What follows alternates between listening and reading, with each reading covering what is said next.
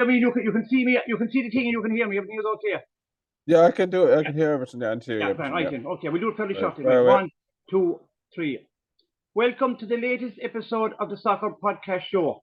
I'm your host, Paul, and I'm joined by my co-host, Noel. So, Noel, welcome. Thanks for joining us. No problem, Paul. How are we doing? Okay, Noel, we'll just finish up the 2 remaining games in the Nations League Women's Group. Group B was played over the weekend. On Friday night last, the Republic of Ireland beat Hungary 1-0 above in Tallaght Stadium. And last night above in Belfast, Windsor Park, as you can see from the graphic, they had a comprehensive 6-1 victory over Northern Ireland. So just a quick word on the 2 games, or just maybe the game in Hungary, the game against Hungary on Friday night first. Yeah, 1-0 win over Hungary. To be honest, I think a lot of people were expecting maybe at least a 2 or 3-0 win. We struggled for a large period of that game. I think in the first half, I think it was even enough. No, obviously Ireland might have had a few more chances, but Hungary did a better performance than most people would have thought. I think they had a very good chance early in the first half where Courtney Barton made a very good save. And Ireland's pattern of play, they seem to be struggling a little bit. I seem to think now that we're going up a level, that a lot of teams now are trying. I think it was mentioned in the analysis of the games that Ireland were trying to play through Hungary, and they're trying to change the style of play. And obviously now teams are going to press like the old way, put them under pressure, Jack Charlton's style. With a lot of teams now where we're going to counter that, and it's something maybe we would have done in the past, and we're going to have to get used to that now because our passing wasn't as crisp as we wanted. I think even McKay McCabe said that after the game when they'd won 1-0 and she was delighted, but she said the performance wasn't as good as she had hoped or wanted. So that's something that we're going to have to get used to now. If we're going to have a change of a style of play, teams are going to put us under pressure, press us high, and our passing has to be a bit more crisper, faster. I think if you look at the goal, Paul, it was a good 1-2 down. I think it was Sinead Farrelly came on in the second half, and she seems to change the tempo of the game. I think she's actually a good controller of the ball and a good passer of the ball. I think it's something that we needed to break down a team like Hungary. So it was a good move down the wing. I think it was Heather Perry across the ball in. I think Cruz and the defender and the goalkeeper all missed it. And unfortunately for Hungary, the defender who was trying to clear the ball, she was under pressure from Denise O'Sullivan. If she doesn't clear it, Denise O'Sullivan's got an open goal. So she tried to clear it, and unfortunately, she sort of maybe I don't know how would you explain. She sort of slipped, or she put the ball in her own net. A total mistake altogether, and a bit unfortunate for Hungary. And I think a lot of people felt that was sort of the break we needed in that game because we didn't play as well as we can. Hungary played much better than they did in the home leg. If you get it, we beat them 4-0 in Hungary. Hungary were defensively much stronger. They pressed us for a lot of the game where they gave us a very good physical battle as well. So it was a battle. It wasn't a great performance. They accepted that, and I think they would have wanted to go out in style a little bit more with the performance the last home game of the year. But a win is a win, Paul. These are the sort of games where in the past maybe Ireland would have lost or drawn, particularly if we don't played well. And I suppose no, yeah. So just before we move on, and it's not an excuse, but Friday night was a very bitterly cold evening, we'll say. Yeah. And then, even though there was a lot of tickets sold, obviously some people didn't go. You know what? And I wouldn't blame them because sitting up in your stand, you'd be frozen. So the crowd was probably well down.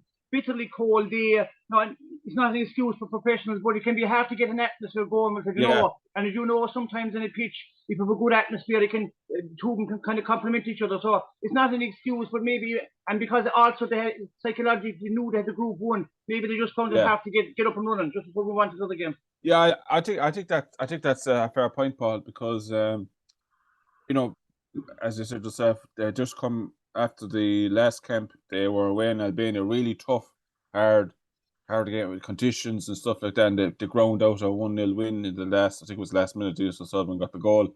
So they're already promoted to League A. They've already won the group. So we thought maybe a few other fringe players might get a bit of a run out, but I don't think they did. I think we mentioned maybe could sub goalkeepers get a run out, but they didn't. So sorry for cutting across, just before one. Sorry for cutting across you, but actually the temporary manager Eileen Gleeson was asked that question afterwards. I actually saw a clip for one of the the reporters asked her that question, why didn't they consider changing the goalkeeper? And she just, in my opinion, she just completely didn't even react, didn't answer, just kind of went to a talking point. So I was disappointed in that. Yeah, I haven't seen. I know, Paul, to be quite honest with that was a clip I haven't seen. Maybe because I think Lisa isn't going to be the one that's going to be deciding long term what's going to happen. Her run is finished now. She might say, "Look, I just wanted to be professional, win the game. I didn't want to take any risks with personnel change. Because it's different for, as we mentioned, maybe the points that maybe we'll talk about. Maybe bringing in a subkeeper like Grace Money and stuff like that. She was maybe thinking communication between the back four and the goalkeeper is very important. As was Hungary, to be fair, gave a much better battle than we would get on to the game against the North in a minute.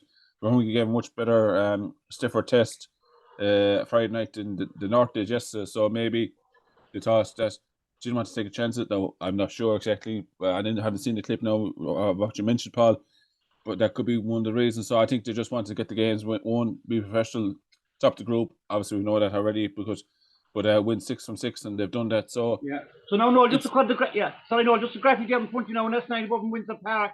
Again, the crowd wasn't full because it was a cold night, but a comprehensive 6-1 victory. There was and the performance was way sharp. For Northern Ireland, in fairness, they're a very young team, and they're probably just not at that level yet. But it was all you can do is play in front of you, and they were very professional. But that's the best thing to say: professional performance. Clinical. Yeah, much better performance, Paul. Much crisper in the pass and faster. I thought we played much better. Now, for the first 30 minutes, Paul, to be quite honest, there wasn't much between the two teams. I thought 2-0 was a bit harsh on the North going into the half time. But once we got the break, Lucy Quinn got the first goal. I think there might have been a slight deflection. I think where the ball went in, but the second goal, good build up. I think the ball was played out to Lucy Quinn in the wing. I think Heather Penn runs in behind the defence.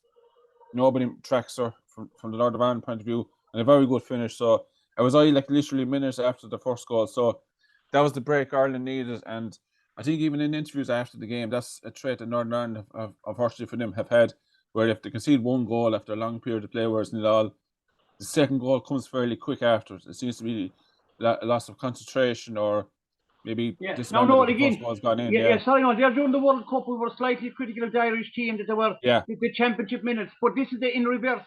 They got the first goal maybe about 10 minutes before half time. They immediately doubled it within a minute or two, and maybe 10 minutes after half time they had 2 more goals scored. So we have to be fair. If we were going to criticise them during the World Cup for maybe switching off around the half time break before and afterwards, this time they're really capitalised on it, and they once 10 minutes into the second half, done and dusted for the fourth goal. 2 goals, quick goals again.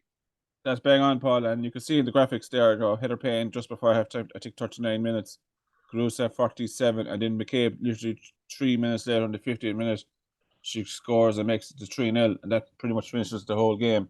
I have to say now, Katie McCabe's been known for being a player that scores goals on her left foot, but I don't know if you've seen it, Paul, but it's a brilliant strike on her right foot. She cuts inside. She's a professional player and she plays with a top club in England. Yeah. As a professional player, I would expect that. So I don't get these praising players for scoring with both feet. As professional soccer players or any sport for professional, where you should be basic stuff. Well, I think that's what Katie McCabe was saying. I think it's more maybe media that are saying about it on her left foot than anything else. I think even Katie answered the question. She said, "Well, I've scored a few goals on my right foot as well, so her right foot isn't bad either." She was trying to say, and to be honest, it wasn't. Very good goal, very good strike. Give her no chance, and I think it just showed. I think Northern Ireland are at a certain level where probably Ireland were before Vera Pauw came in, and I think the Republic now have gone on a little bit more. Now, obviously, I'm aware before anyone says it, and the North did qualify for a major tournament before the Republic did, but I think they have sort of reached a point in the last year or two where they've struggled. Of course, just to back up your point. Sorry, Noel, but they got to the Euros, was it whatever year it was, but there were a new group of players coming through. From what I can make out, I know very little about them, and we're just a quick word and we move on then, but they seem to be very young players. So, and they have a new permanent coach, manager, Tanya Oxtoby, so maybe she's just starting to give new younger players, and of course, a natural enough, they're at a different level, they're at a lower level. And so, but in fairness, the Republic of Ireland players, you beat us in front of you, you'll be professional, you'll be clinical. you pull them away, and that's exactly what they did, and we should credit them for that. That's for sure, Paul. I think winning 6-1, it could have been even more, Paul, to be quite honest with you. And one thing that was mentioned after the game was that there were 6 different goal scorers. With Irish teams in the past, they've relied on maybe too much on Kenny McCabe, but other players probably, once they've shied away from it, but it seems to be the responsibility was always on Kenny McCabe or Caruso to get the goals. 6 different goal scorers. Like I know Louise Quinn, she's always a good option from a set piece, but you got Hayes there, another defender scoring, McCabe, Caruso, Lucy Quinn as well. So Heather Payne as well, as I mentioned. So 6 different goal scorers. That's something that we're going to have to hopefully. Obviously, we're not going to score 6 goals in every game. I accept that, but it's good to see that other players are chipping in with goals, because if you look over the past, it was always either McCabe or one of our strikers that was scoring goals. We weren't getting enough goals maybe from midfield. We weren't creating enough chances. But this is something now that we are trying to do, and it all depends on the philosophy or the approach that the new manager is going to have. Eileen Gleeson's done very well for six matches, 6 wins. I think it's something like 18 goals scored, 2 conceded. I think it was only a goal against Albania. Yeah, and Albania in the home game they won 5-1. And the goals they conceded. They'll be disappointed last time with the goal that's conceded from set piece, because their defenders and goalkeepers, they always reward themselves on clean sheets. So there was sloppy enough goal to give away, and for about 10 minutes, the North did put us under a good amount of pressure. They didn't look comfortable, the Republic of Ireland, but they wrestled it back. And in the last, let's say about 10 minutes, I think it was from the 70th minute until the 80th minute, Ireland looked a bit shaky. Yeah. But then, just before we finish up, just one quick one. There was a historic moment in Windsor Park before the game. The first time our honour being the Irish national anthem was played there, because when the men's team have played there in the past, the national anthem isn't played. They just play the national anthem of Northern Ireland. So that was just a historic moment. So nice to see that. We'll say. Now, looking forward, Noel, and I'm like a broken record now, as for your people will be sick of me saying it, but the negative again is the temporary manager. Now we believe she's not going to. We don't know for definite. We can only go where we're told. They're looking to appoint a new manager. Obviously, nothing will happen before Christmas, but by the first 2 weeks of January, I think the FAI are definitely have to come under pressure to appoint a permanent manager. Whether it is Eileen Gleeson will take it up or someone different will say, but you cannot go on. I believe. I'm not sure when the next round of matches is, of friendlies, maybe in March. I'm not sure, but they have to have a permanent manager in, because when a new manager comes in, a permanent manager, they'll have a lot of work to do in the background before they even play the first game. So, what are your thoughts on that? Okay, just mention what you said about. Do you? What way? Yeah. Yeah, it was good. It was good to see. Obviously, it was bitterly cold night. I don't know if the attendance now was at the game, but besides the point, to have our honour being played in Windsor Park is, and I think both anthems were respected. I didn't really hear I didn't really hear anything bad being said about after the game from the supporters.